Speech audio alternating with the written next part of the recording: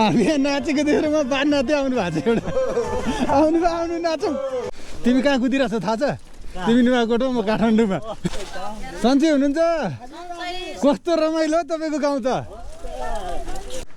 यस्तो गर्नु हुँदैन no no no no no no डाँडाको नाम चाहिँ के रे बा चिलाउने गाउँ लु त लागेर हो कि पैसा लगाएर हो भाडा त थाहा हुन्छ किन चाहिँ लाग्यो वाउ यार विन्टरमा वाटरफल यो त भर्खर पहिरहेको छ त श्री भत्तेश्वर महादेव भन्छ बाजे यो ठाउँलाई नागढुङ्गाको चिसापानी ऊ हाइवे देखिसक्यो यहाँ ऊ तराईबाट चामल आइसक्यो आलु आइसक्यो आजको राइड सुरु हुन्छ घरबाट साइकल लिएर सुकेतारा नारायण गोपाल चोक हुँदै बालाजुतिर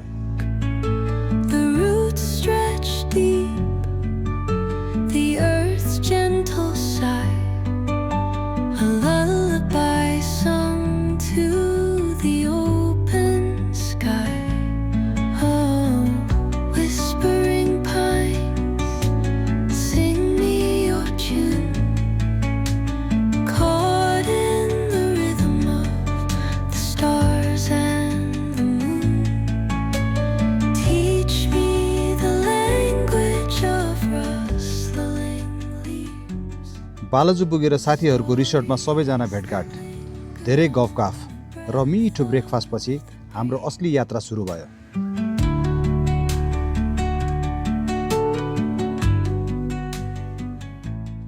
ब्रेकफास्ट सकेर हामी लाग्यौं मुर्खुतिर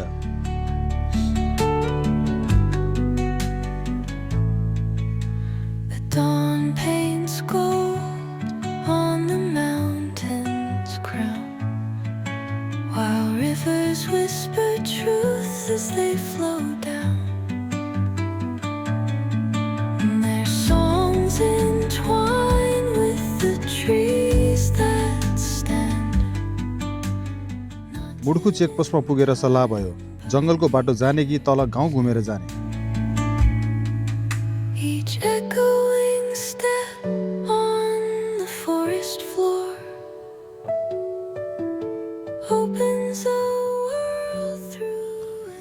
सबैको सल्लाह अनुसार आज गाउँकै बाटो रोज्यौं र हामी तलतिर ओह्रालियौं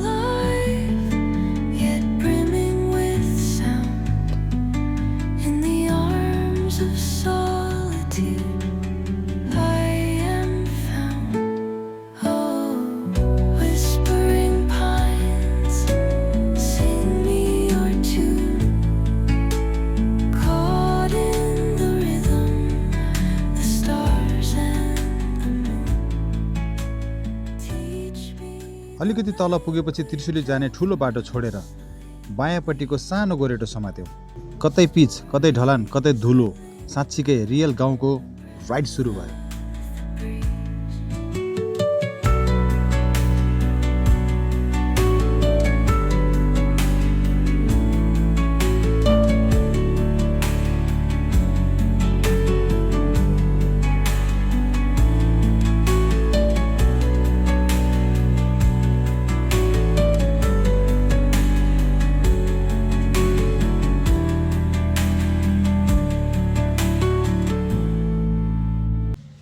त्यसपछि हामी डाँडागाउँतिर लाग्यौं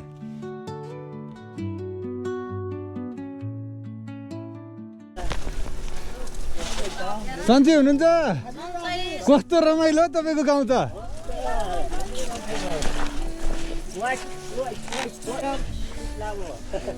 बेबीको सिट लामो भयो रे गयो कता ओहो कस्तो दामी हेर राखेको साग कालो कालो पात भएको यस्तो दामी लाग्छ मलाई यो यसको राग आउँछ के मजाको वाह यार सही बाटो ल्याएछ केटाहरूले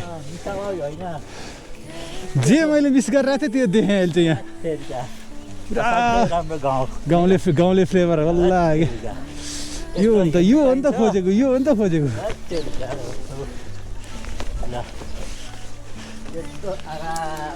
सहरको बिचमै यस्तो राम्रो गाउँ के नाम रे डाँडागाउँ हो रे बुढा नीलकण्ठको डाँडागाउँ जस्तै डाँडागाउँ ओहो त्यहाँ एकजना बाले भन्नुभयो यो नै नुवाकोट र काठमाडौँको सिमाना हो। यो डाँडा गाउँ भन्छ बा यसलाई? यो ठाउँलाई के भन्छ? अनि यो काठमाडौँमा पर्छ कि नुवाकोटमा? हजुर दोसाङ। म काठमाडौँमा हजुर नुवाकोटमा। दोसाङ ए बुवा नुवाकोटमा हुँदो रहेछ म यहाँ काठमाडौँमा दोसाङ रे। यो कस्तो सही ठाउँमा बसिएछ त। एनटिसी एनसेल केही चाहिएन कुराहरूलाई। नुवाकोटदेखि काठमाडौँ सजिलै गफ भइरहेछ यहाँ। ल धन्यवाद बाई। नयाँ ठाउँ आइयो। कस्तो रमाइलो ठाउँ त। तिमी कहाँ कुदिरहेछ थाहा छ? तिमी नुवाकोटमा म काठमाडौँमा। आया सही हो। दामी लाग्यो। कस्तो दामी ठाउँ क्या। यता जङ्गल यता बस्ती। वाह हेर्नु नागार्जुन जङ्गल पुरै घुम्ने आज। पुरै बाहिरबाट पुरै नागार्जुन डाँडा पुरै घुम्ने। ए भाउजू के छ हालखबर? चिनिन मैले रे।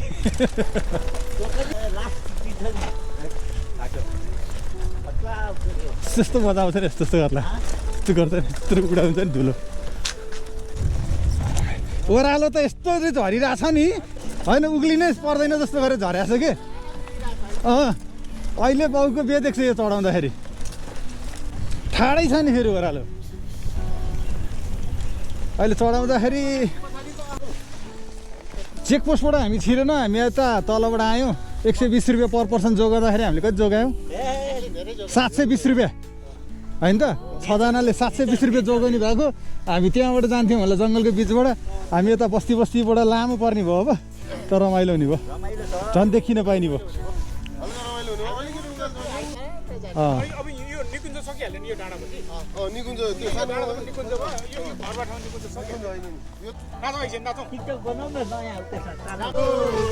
हामी यहाँ नाचेको देखेर म बान नाच्दै आउनु भएको छ एउटा। आउनु नाचौँ।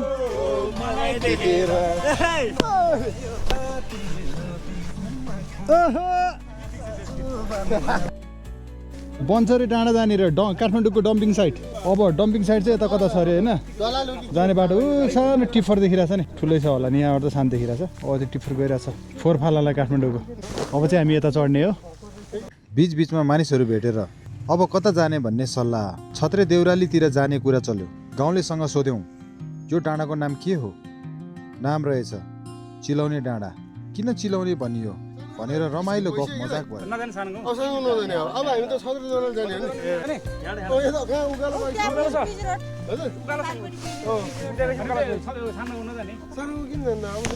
पिच रोड हो त्यहाँबाट।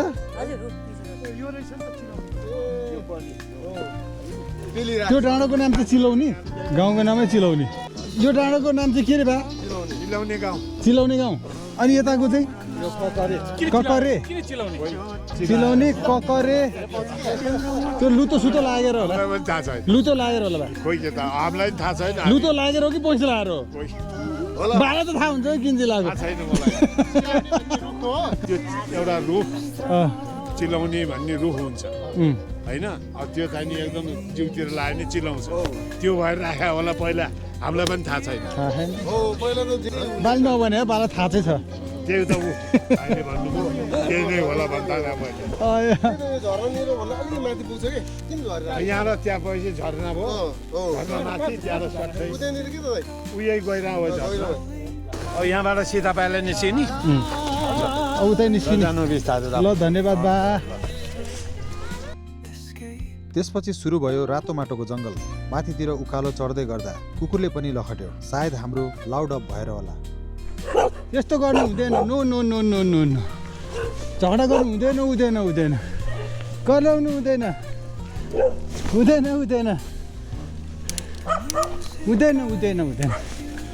No no no no no. Oh no no no no. नकर अहिले म सेतेलाई भनिदिन्छु मेरो। अनि टोक्छ नि सेतेले आएर। वाउ यार विन्टरमा वाटरफल। पिच सुरु। पिच देख्दा नि खुसी लाग्छ यार। उकालो आएपछि त चिलाउने गाउँ पुगेर बच्चाहरूसँग रमाइलो कुराकानी। के भयो गुलेली भाइ? गुलेली खै एउटा झुक्का हानेर देखाउ त। उ चरा मारेर देखाउ त। साँच्चीकै मार्ला भने फेरि होइन। उ त पात झार्यो। के नाम तिम्रो? ल राज। तिम्रो के नाम? नामै बिर्स्यो ल। युकेश हो? अहिले पनि त्यही नाम हो? पोहोर पनि त्यही अहिले पनि त्यही? चेन्ज गरेर नाम। तिम्रो के नाम?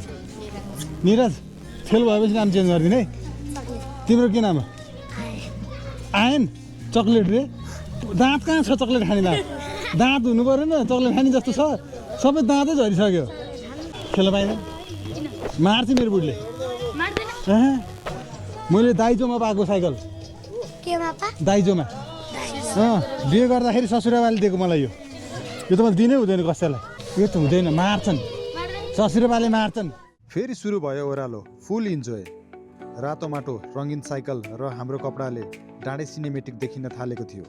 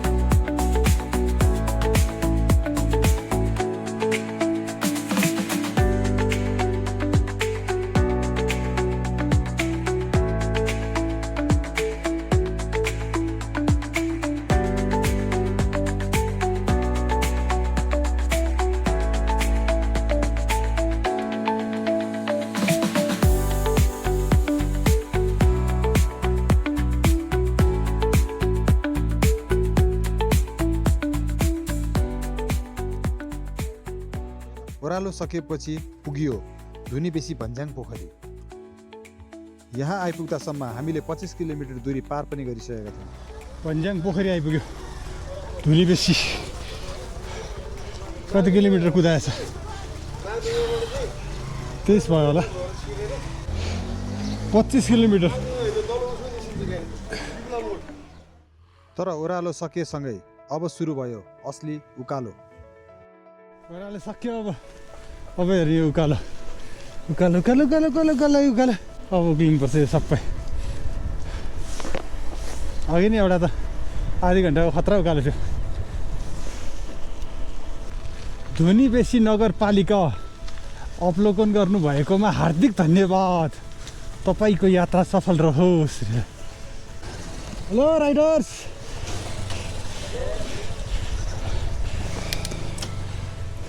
तर ओह्रालो होस् या उकालो हामी उत्तिकै इन्जोय गर्दै थियौँ। नचिनेका बाइक राइडर्सहरूलाई चियर्स गर्दै उकालो चढ्दै पुग्यौँ नर्सरी भन्ज्याङ। मधुवाको डाँडामा चाहिँ पहिरो आएको जस्तो थियो। हामी जिस्किँदै हिँड्यौँ। पहिरो जता ठाउँ पहिरो हो यार। यो त छिटो भएको पहिरो आइरहेछ। आउँछ ऊ आयो टुङ्गा आयो। के ठाउँ भन्छ दिदी यसलाई? मजुवाको डाँडा। मजुवाको डाँडा कस्तो राम्रो ठाउँ रहेछ। मजुवा भन्ने चाहिँ के हो? कस्तो राम्रो कलरको फसियो न। मेरो पप्पी जस्तै। मेरो पप्पीको कलर रहेछ सेम। मेरो ऱ्याग्नर सेम यही कलर छ। आजको हाम्रो लन्च पनि यहीँ मधुवाको डाँडामा। के खाने? जे छ त्यही खाने। अब चाउचाउ अन्डा हो ल, त्यही ठिक छ। लन्चपछि फेरि जङ्गल र धुलोको बाटो हुँदै पुग्यौँ भत्तेश्वर महादेव। त्यहाँ भयो हाम्रो वाइफाई दर्शन।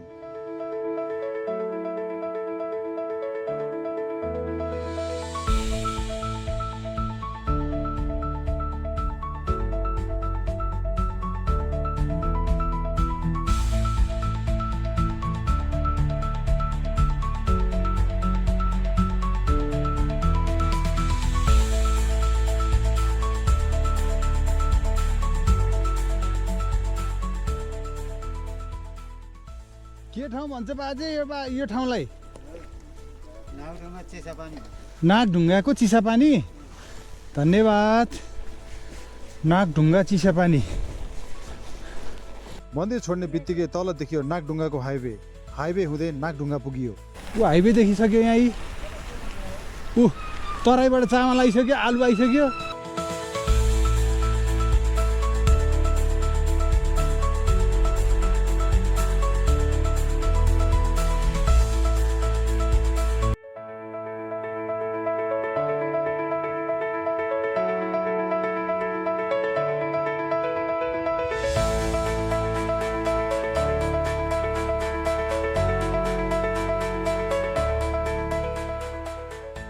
नागढुङ्गा चेकपोस्ट के हो यो? परेर बस्ने मना हो र। अब यताबाट चाहिँ टेटाटिटी बढी हुन्छ, यताबाट जाने हो। तर ठुलो बाटो नलिई सानो बाटो हुँदै दहचोकतिर लाग्यौँ।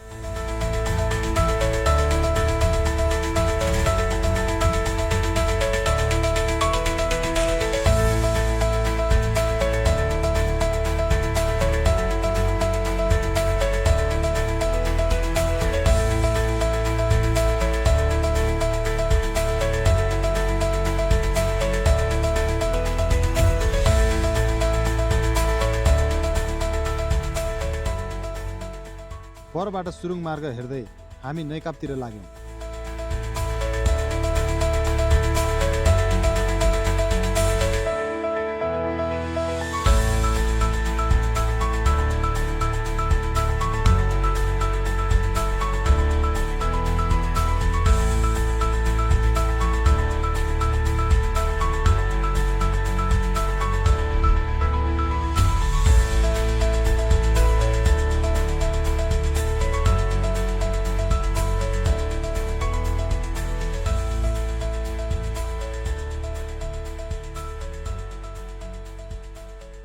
नैकापमा फेरि ठुलो पिच रोड छोडेर सानो गल्ली समायौँ।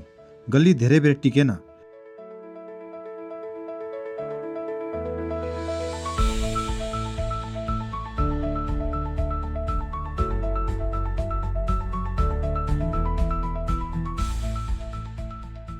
त्यसपछि सिधै मकालु पेट्रोल पम्प निस्कियौँ। कलङ्गीबाट भित्री बाटो हुँदै ताहाजल अनि बसन्तपुर।